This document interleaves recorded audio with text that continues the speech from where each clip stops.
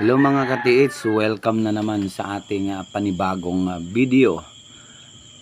For today's video mga katiits ay share ko sa inyo itong mga items na nakukuha guys sa treasure. Isa itong patunay na totoo yung treasure. Ayan po guys, so napakaraming precious stone, diamonds and sapphire. Maraming precious stone na nakukuha guys sa isa nating katiits.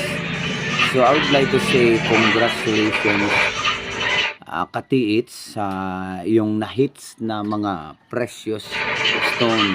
Talagang ito'y tunay. Ayan po guys, nagtitest po sila ng isang blue sapphire. Ginamitan nila ng Bluetooth para i-hit test. Ayan, talagang sinubukan talaga itong isa kahit na matibag ito o mabiyak or mag-crack. Di bali na guys dahil marami naman ito. So napakaraming item guys na nakukuha ng ating katiits. So I would like to say again congratulations katiits, and then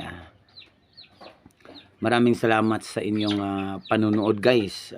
Keep on watching na lang guys dahil itong video ito ay makapagbigay ng inspirasyon sa mga newbie katiits o yung kahit na yung mga matatagal na nagtitiits guys na hindi pa nakahits. Tiyaga-tiyaga lang dahil itong video na ito ayon sa nakakuha nito guys o sa nakahits nito guys ay talagang pinagtiyagaan at kahit na malalim, basta tip ko lang din, basta sure ang ating sign, legit ang ating treasure sign and markings, talagang mahihits natin guys.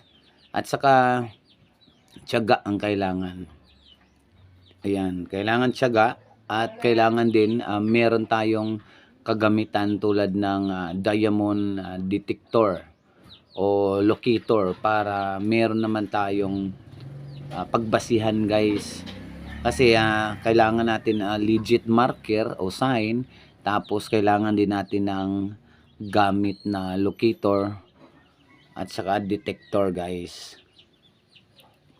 So keep on watching na lang guys. Thanks for watching and please like and share, subscribe sa ating channel at baka na may maambunan tayo nito guys, at syempre share natin sa lahat ng katiits.